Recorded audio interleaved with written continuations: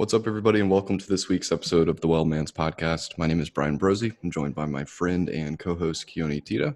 Keoni, how are you today? I'm doing good. I'm hoping to give everybody some information on if the zombie apocalypse happens, that they can fend for themselves and find some food around out in the wild. Perfect. But specifically, I want to let's talk about weeds. And weeds, obviously, when you say the word weed, has a negative connotation. But I like the saying that a weed is only a plant that hasn't shown its use or value. Right? We just haven't found the value or medicinal value or how beneficial it is to us. Okay. So we're going to go through a variety of weeds that you can find pretty much all over, or they're pretty common? Yeah, pretty much. You know, weeds for a gardener is really defined as something that's invasive and it just gives them a headache all day and they're constantly pulling them. A lot of those weeds that they pull from their gardens, they can actually use and eat. So let's go over some of those weeds, and then we'll go over some extra stuff too, like just some wild foods that are out there that people can use and eat and try. Perfect, because I know we got to get ready for that Chinese disease that's coming over, apparently. That's yeah. All I know about it. Right. So, yes. So here's some good information in case the world shuts down and you need to find some food. All right. But seriously, with that is, you know, a lot of these foods you can add to salad. A lot of these weeds you can add to salads and just, you know, cook. And they're very nutritious and delicious. A lot of them have a lot of medicinal value too. Yeah. Overall, Keoni, I know each one's going to have its own specific medicinal properties, but really you're just getting as a whole, a lot of phytonutrients and things like that with these weeds. Yep. Okay. Yep, you are.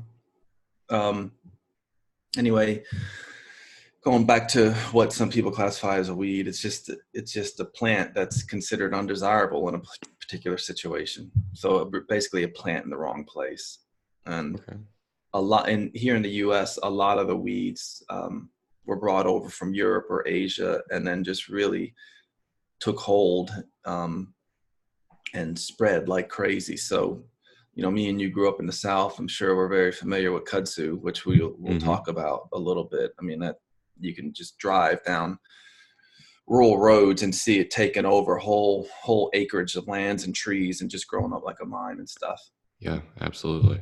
But it's interesting. No, not many people know this, that you can actually eat kudzu. You could eat the whole plant except for the real woody parts like the vine and maybe the seeds and stuff. But we'll talk about it in just a minute. Okay. Weed is actually synonymous with marijuana too, right? So, and that's one of my favorite medicinal plants. I mean, it has so many medicinal characteristics to it. It's unreal. So it's also synonymous with that. And I find it funny because weed has such a negative connotation, whereas the medicinal value of a lot of these plants can really help and heal. Mm-hmm. Yeah, so, our cannabinoid podcast for sure. Yeah, right.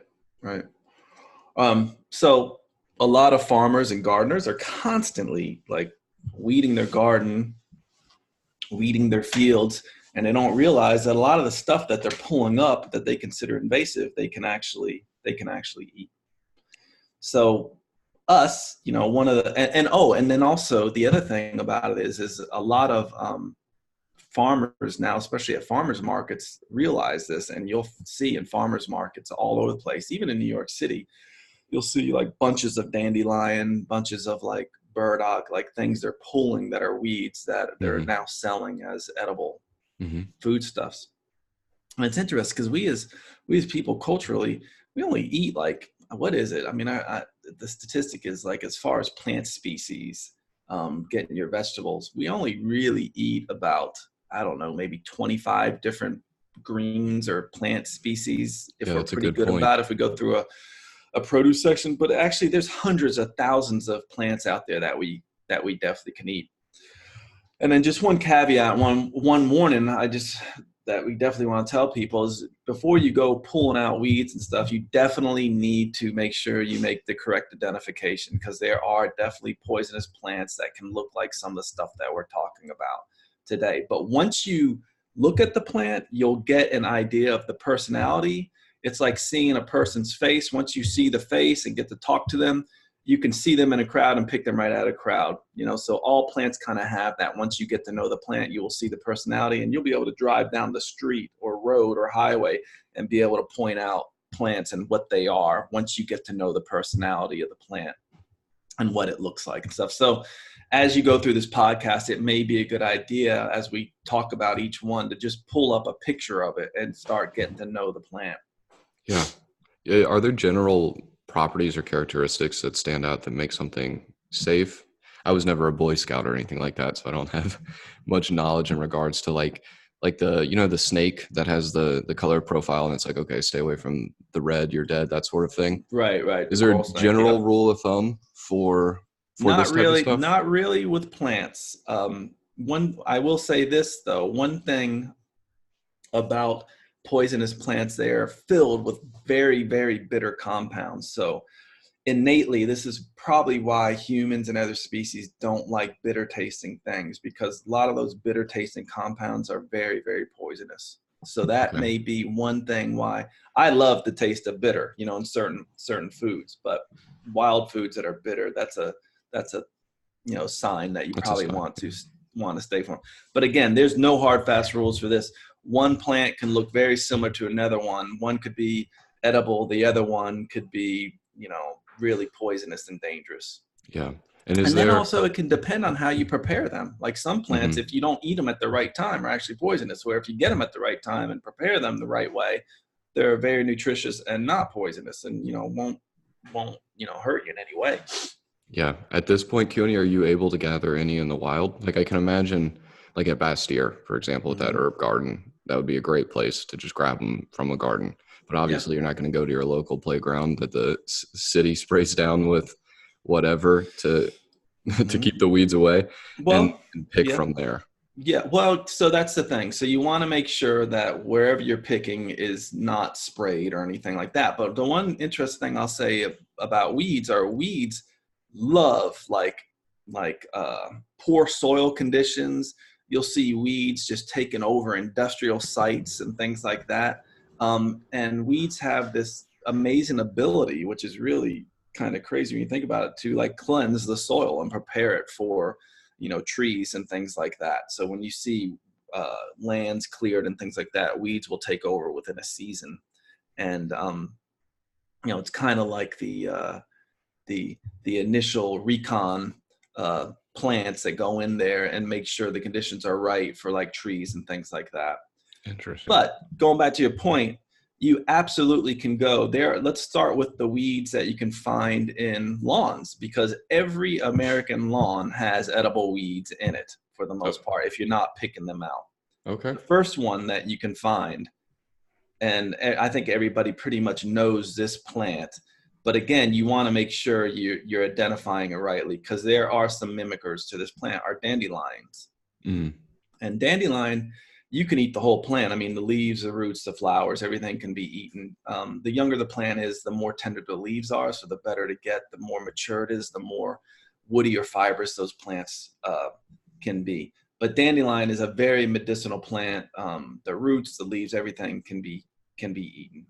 And you'll see, in herb shops and stuff, every herb shop will probably have a tincture of dandelion. But dandelion is very good, very nutritious, and some food stores, especially health food stores, actually will sell dandelion leaves. But you can eat you can basically eat the whole plant. Yeah, and it's a diuretic, so I know I've talked about it. And that initial, it's a mild diuretic. It's exactly right. Yeah. So if you're preparing for that beach week, this is your last ditch effort. You can kind of suck some of the water out to get right. Well, and then also, so you just hit on something. So some herbalists or naturopathic doctors may put it in a formula to help with blood pressure, right? Because you diurese, get rid of fluid. But it's a mild diuretic. But wild dandelions are great. You can find those in most lawns throughout the U.S. And then the other plant that people can find in lawns is plantain. All right. And I'm not talking about the banana plantain that you go to the store and see, like it's something that looks like a banana. This is called if you Google plantain weed, you'll see it and you'll recognize it right away. It grows in every single lawn I've ever been in. And again, the same thing. Like if you get the young leaves, the young shoots and everything, it's very tasty, nutritious. It kind of has it's thick and kind of chewy. Yeah. It has a neutral flavor, but it's packed with nutrients. I absolutely recognize it too. And I did not know. I was Yep. picturing the banana. I was one of Yep. those. That's actually an invasive European plant that was brought over from Europe, and now it grows everywhere. You see it in any lawn, just about that. If you look hard, well, you don't even have to look hard enough. You'll recognize it. Yeah. And Yeah, so what just are look some at. of the major benefits of the plantain? It's funny. So as far as it's highly nutritious, but people have made a poultice out of it. It kind of like I've heard it being used for things like mastitis and like skin conditions and things Hmm. like that. As far as the medicinal properties, probably a lot more that I'm not thinking about, but it is edible. You can find tincture of plantain around, and it's very, very, very common. Just from this pulling a picture up, it's talking about how it helps with the healing of tissues and things like that. Do you know Yeah. about its healing properties? Yeah. So that's why you use it as a poultice on things like mastitis, Mm. where the tissues are a little bit irritated. Maybe like eczema or things like that on the skin. Okay, so you're going to use this topically, like you're Yeah. saying. Yeah. Typically, when you make, you're going to use it topically. But again, you definitely can eat it, and it's no issue at all. And you could eat the whole thing. Yeah, and I've definitely seen this one before. So and then the other one that's very, very common um, in lawns is what I'd call field garlic or wild onion. And this one has some mimickers out there that, if you're not careful, can, poison you. I think the Star of Bethlehem, which looks very similar. But the way to identify this one is if it's bruised or anything like that, you'll smell the onion or garlic smell coming off of it. And that's a surefire way to identify that you actually have field garlic. And also, if you pull it, you'll see little bulbs of little tiny onions at the bottom with the roots. But this grows in almost all lawns. Field garlic or field onion is another way to identify it. Lawn chives is another name for it. Yeah, I This do. one's great. I mean, it tastes and smells like onion, like has a nice garlicky onion taste. So those are three you can find almost in any lawn that you can pull out, and you can find them in gardens also. Now let's go to some more of the uncommon ones that people don't really get. And have you ever heard of autumn olive? This one is really becoming well known. And basically, these are little berries that you can find out, and they're like reddish dotted berries they're like dotted with like little brown spots on them. They're Hmm. sour like crimson fruits called Hmm. autumn berries. They're tart sweet. They can be used in sauces. They can be eaten raw, that type of thing. It's very high in carotenoids. We talked about tomatoes, right? One of the carotenoids that it's very high in is lycopene. Um, this one you can find if you get to know the plant, you could probably point it out real easily and find it. But you definitely can eat the berries here, and you can find it in the wild. And sometimes you let your gardens go, you'll find it there. Yeah. Keoni, is there a specific population in clinic that you would recommend the autumn berry to, or the autumn olive? No, not specifically. I Okay. don't use it as far as for medicinal purposes. I'm sure it has, has tons of carotenoids, and so it has some phytonutrients that are very beneficial. But I don't know if it's like, you can get therapeutic levels from that. Gotcha. And it's probably very nutritious. It's just an edible food that has some calories, and tastes good, tastes sweet, and grows. Um, Pretty much all, I think, in all the temperate areas all over the place. Okay. Were those more common three that you talked about in the beginning? Would you use those more clinically, or all of this is just more so healthy, More nutritious diet, educating right, on edible weeds? right. The Okay. one plant that I've used a lot clinically that we mentioned is dandelion or taraxacum, Okay. dandelion root and tincture. I'll use that one, but I'll definitely, and I've In the clinic, I have used plantain a little bit too, but I don't use it a whole lot. Gotcha. Okay. But And but again, specifically, these are more for just, eating, like adding to salads and things like that. yeah, well balanced. Get the Yeah. phytonutrients and all the different stuff from, like you said, we're not eating many species of plants. No, not at all. And I Not at realized it all. as we go through this episode because, yeah, I don't, I certainly haven't eaten any of these recently. Right. Right. You will see dandelions now in food stores, and so they Hmm. may be in like packages of greens and stuff where they'll add it, and that's great because they're very nutritious and very good for you. Um, One plant that is found all over the world and is absolutely delicious, but is found in like Japanese cuisine, is burdock. And specifically, what's eaten here in Japanese cuisine, it's called gobo, Gobo. Um, Burdock has this long, long root. So if you're pulling up, it's very hard to pull out of the ground. But once you get it up, you can get the root. You can slice it into like little strips, and they're very chewy, and you can fry them and stir fry them. High fiber content. You may be familiar with this plant if you ever walked through the woods and got these little burrs on you that wouldn't Mm. wouldn't come off. They're like these little seeds that have like this lock thing that will just attach to clothing, and I would see them on my dog a lot. Yeah. We walk through the woods. Anyway, the inspiration for Velcro came from this plant, so which is Wow. fascinating to me, Yeah. and that's the way this plant works. But burdock is really, really good. If you ever go to a Japanese restaurant and they have gobo on the menu, or an Asian restaurant, try it. It's really nice. But you can also find this at the food store. Definitely can find it at almost any Asian food store.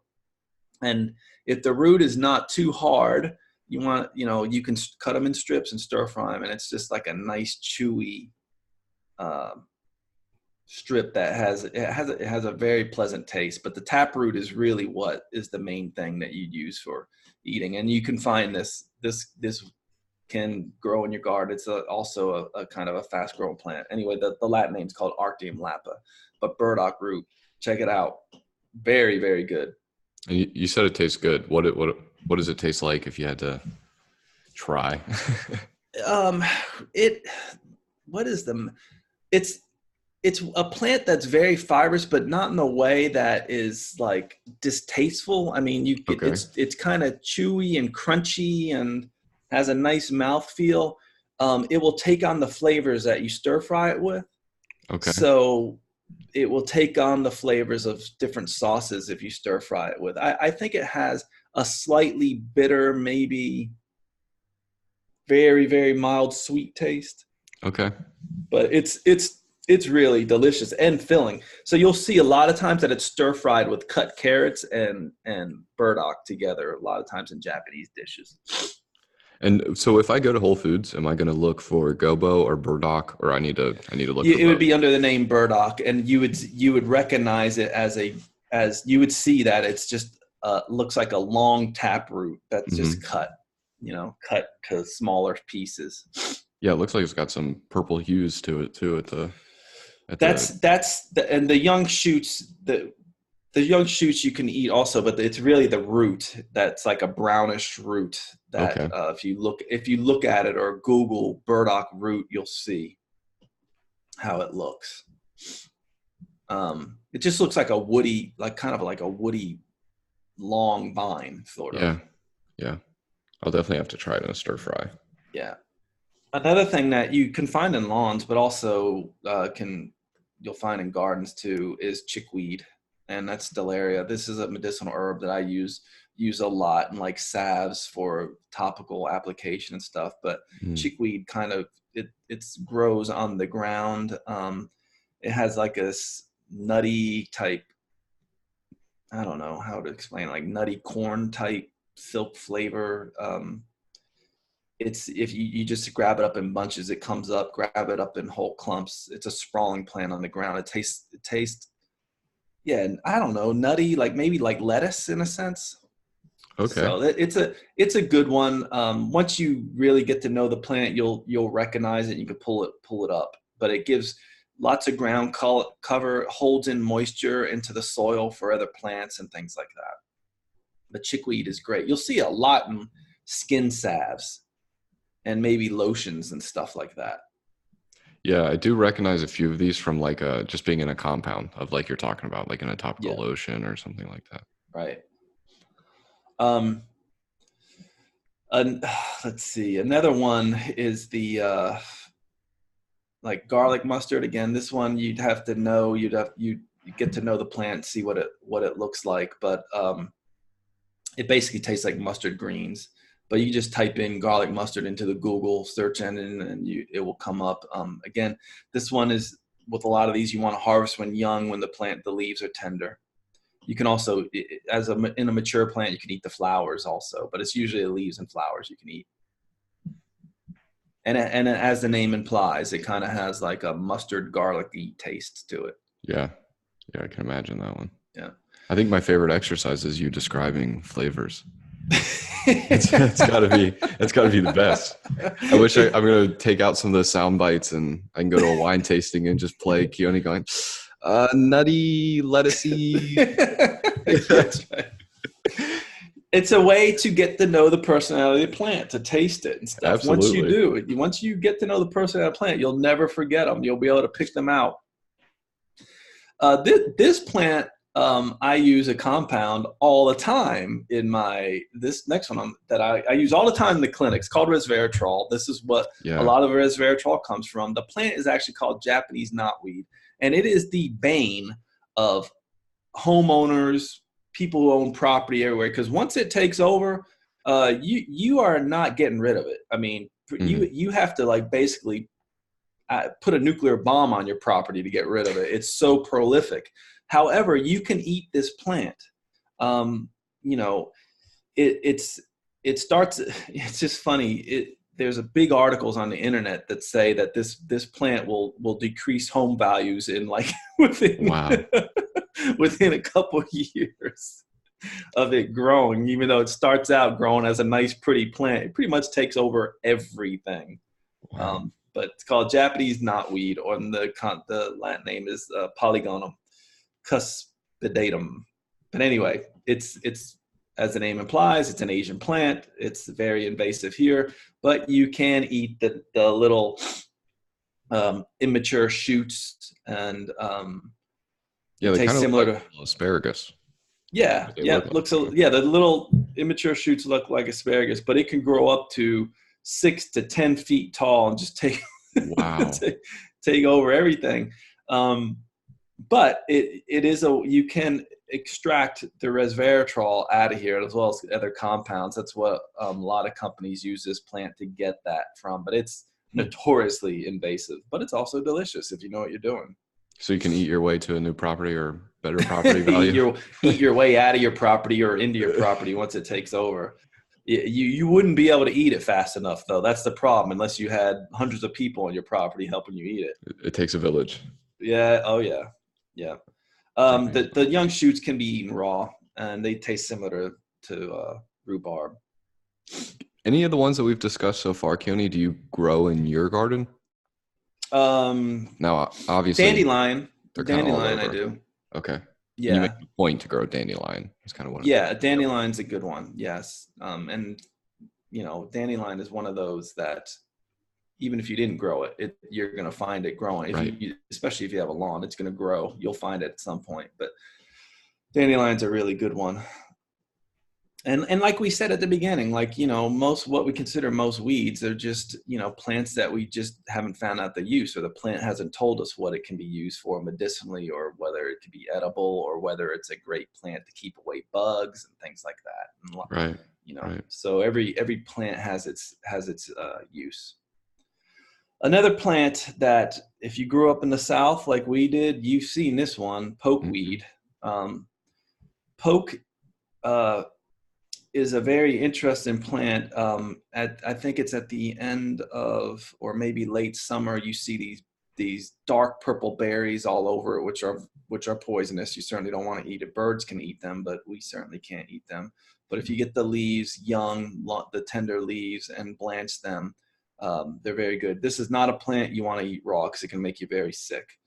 but it's known as poke salad in the South. They'll put it in, and salad is spelled Sallet, poke salad.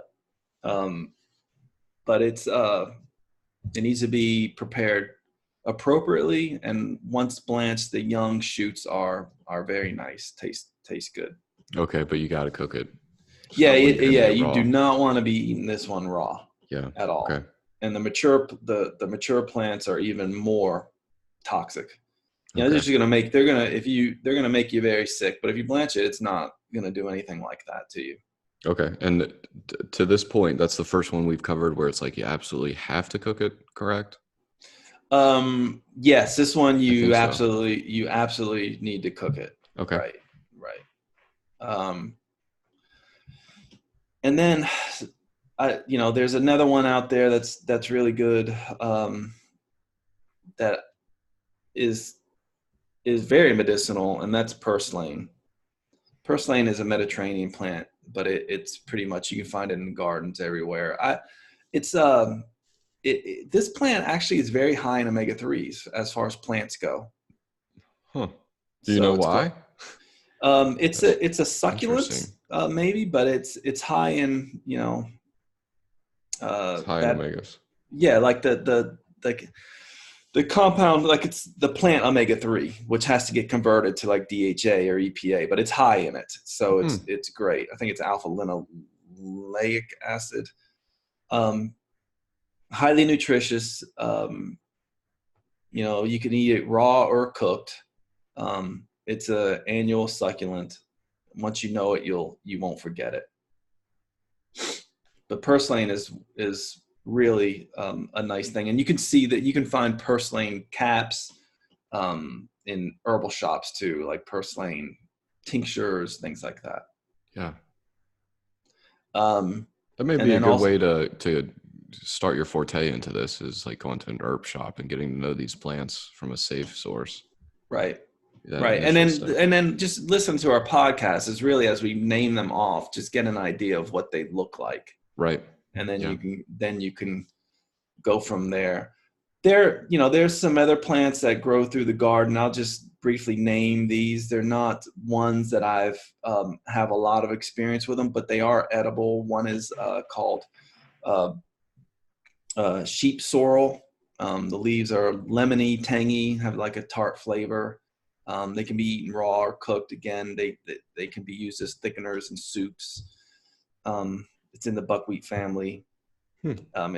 This particular plant is actually one of the ingredients in what's called Essiac tea, which is kind of a tea that the old eclectic herbalists used to use for like cancer treatment and stuff like that. So there may be some cancer activity in this plant. Another plant that's related to sheep sorrel is called curly dock. It's much larger, but again, if you harvest the young leaves, you can eat those. There's also wood sorrel that's not related to either one of those, but has succulent leaves, has a tangy taste. And then another one called lamb's quarter, and it's makes for a good spinach substitute. Grow about head high. Leaves are the most tender on young plants, like all of these. So if you have a mature plant and you're going to try to harvest the leaves, you're probably never going to want to eat it again because they're going to be very, very fibrous. So think about the young plants of most of these that we're talking about. Okay. So this one you're probably not going to see in your garden, but I'm sure if you're in some type of wooded area or have land, or drive down the rural roads, we already talked about, is kudzu. It's also called Japanese arrowroot. This plant is very invasive, especially to the eastern Yeah. United States. You can pretty much eat this whole plant. I'm not sure why we are not doing that, because it grows everywhere. I just think, it just doesn't have the marketing power that some other plants do, like dandelion and stuff like that. But kudzu is actually, the roots, parts of the plant are used in the cosmetic industry. Kudzu Hmm. has the leaves, flowers, roots, everything's edible except the vine. You cook it like collards. You can deep fry it. The root can be pounded into like a flour, and you can use it as a thickener. Pretty much the whole plant you can eat. Now, I'm sure kudzu, you want to make sure it's a good source, right? So it's not an area that's been sprayed or anything like that. But Yeah. kudzu is one of these Probably not plants. the I'm one not growing on the sure. side of your house. Yeah. Right. It's like, it's one of those plants. I just don't understand why it's not you don't see it in the food stores. I think a lot of like farmers markets are starting to use it though, harvest it and bring it to the farmers market and giving people ideas on how to cook it, what to That's do with it. interesting. Maybe Yeah. we should do like a how to use your kudzu. Right. Right. And it's pretty much the whole plant you can eat. So I just tell people like, experiment with this. If you know a good source, like really experiment with it. Use your old Google to figure out, how to prepare it and stuff like that. There's definitely recipes online for how to use kudzu. Yeah. Um, let's just change directions. Those are the main weeds that I talk about, but I want to just talk about a couple wild plants real quick that, again, if the zombie apocalypse happens and you can't find some weeds, there is one plant. It doesn't matter what time of year it's growing, you can eat part of it. And this one is called cattail. This one everybody has seen. If you look at a picture of it, I just say go look at a picture of it. It grows in swampy areas. It's the plant that's long and has like the cigar type thing at the top of it. Yep. That's cattail, or it's also known as bulrush. The young stems can be eaten or boiled. The root can be eaten. You can use the pollen to be added to pancakes to add nutrients. The root could be dried into a flour to make pancakes if you wanted to, added towards soups for thickening. Have you had cattail pancakes? I never have. I've never had. It's just not used, but it was a food source for Native Americans. They would use this plant, and a lot of things. Wow. You can use this plant as a torch, right? Think about lighting that cigar. There's a lot of uses. The plant can be weaved into baskets. It's a very, very versatile plant for all kinds of uses. Wow. But to Native Americans, it's one of the most important plants there. And the other thing about it is it also is the I think the cigar type thinking thing. You can that flour anyway. You can peel that stuff off and make like a wool out of it and pack it into like clothing, and it adds as insulation. So it's a really good thing. And then it's a great way to also, if you're ever in a wet area and you need to start fire, you can get these things, because even if they grow in like swampy areas, if you actually get that cattail and break it off, it in the center, it's very dry and great to start a fire with. So there you go. So yeah, I'm going to Keoni's Boy Scout troop.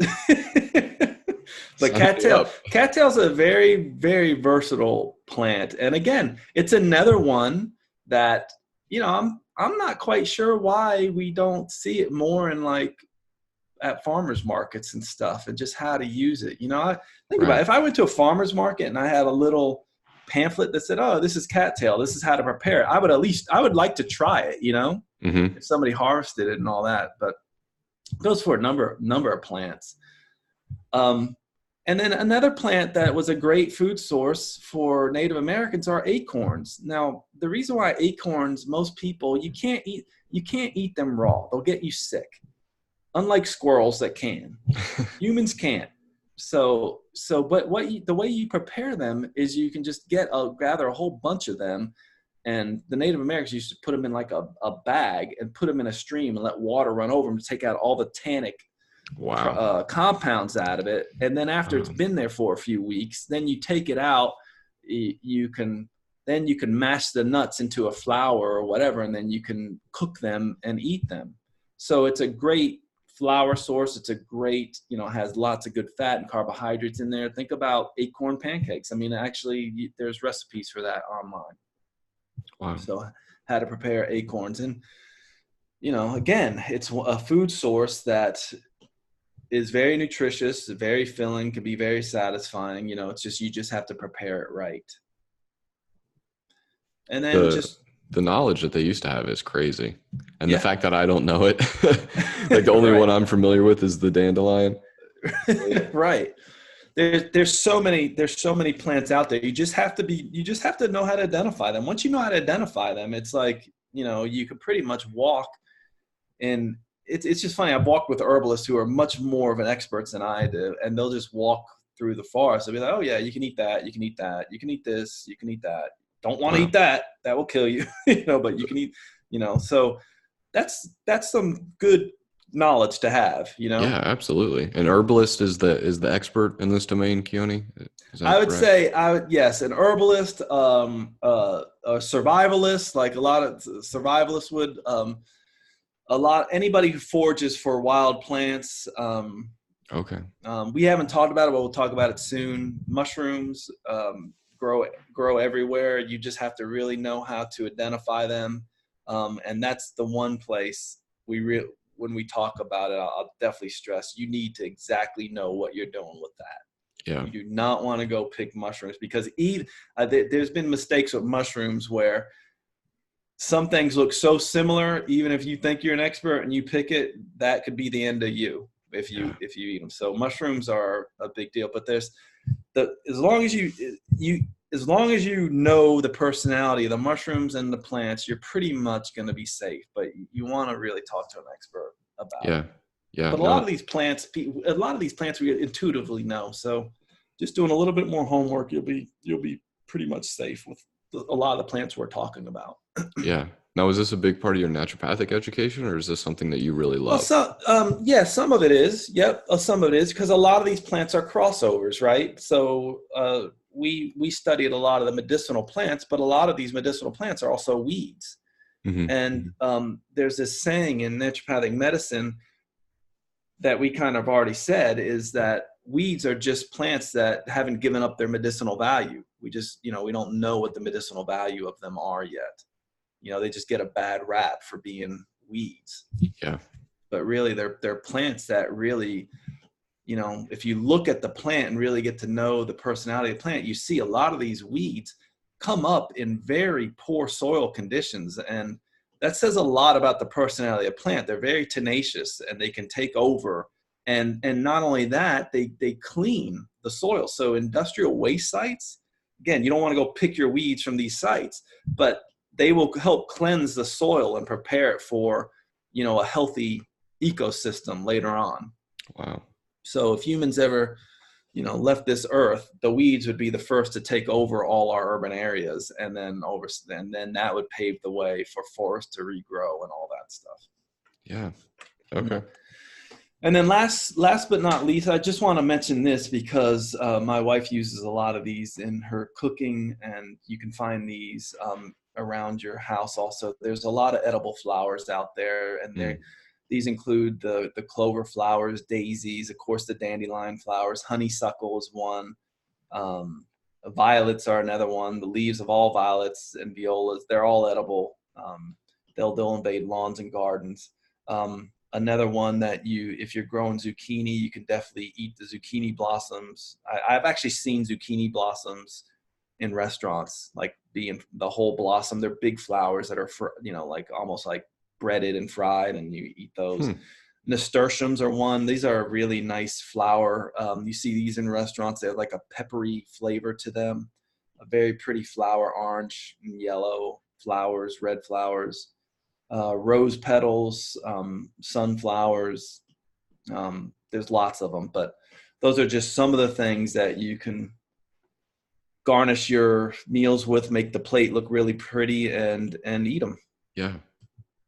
That's awesome. Yeah. So full survival guide practically with the weeds. That really is interesting, and all the Yeah. different uses. Yep. Oh yeah. And I just tell people, like, really go the ones that we mentioned. There's a lot more. We can go on for a while, but the ones that we mentioned, just go through and look them up, and you'll get an idea.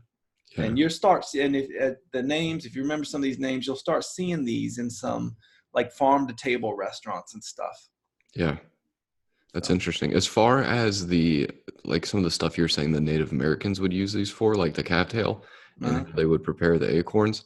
Where did you learn that, Keoni? Or do you have like a book that you recommend? Because that was fascinating to me. Where did I Put you on learn the that? spot. It may have been in school. Okay. I've God, there's some, what is that? I have a teacher, a mentor who's actually, um, you know, he's like the expert in Cherokee medicine. He's part Native American, and he's talked a lot about this stuff. So from him, but there's plenty of books out there. Um, I'm trying to think of the guy who's kind of like, he does these survivalist courses, and he'll go over all this type of knowledge. But there's books out there. I want to say, is it Tom Brown or something like that? I'm not sure, but Not familiar. you can look it up. You can look these things up and find it online. I'm looking it up right now, and let me just see what if I can find it. Tom Brown, the American Child Model, or Tom Brown, the baseball manager. No, that's not him. But okay. So really, it's a lot of your schooling for sure, and then some direct mentorship, and then really, and I know this about you, but you the Titas in general, you and Jillian have a kind of a fascination with plants. Oh yeah. Yeah. It's called Tom Brown's Survivalist Guide. Those are some of the books that I've read, and it goes over a lot of this stuff. Yeah, I can't believe I remember that. Tom Brown's Survivalist Guide. And I even tried to fool you too. I was like, no, I'm not Tom Brown. Yeah. So just look at Tom Brown's Survivalist Guide. A lot of that goes into a lot of like survivalist stuff, and talks about wild foods. Yeah, that's interesting. You might want to download this one, put it on a CD-ROM for the apocalyptic times. That's right. That's right. All right, Keoni, did we cover everything? We covered everything I wanted to cover. Make sure you get to know the plant. We need to do another podcast on it. We definitely need to do one on mushrooms. But yes, I think we covered everything. So hopefully I'll give people some ideas to experiment with their cuisine a little bit. Yeah, absolutely. And the biggest thing is just make sure you know the plant, get to know the plant before you get to know the plant, hunt them down yourself. Right. Get to know the plant. Make sure you're getting the right plant. Awesome. All right, everybody. We'll talk with you next week. All right. Take care.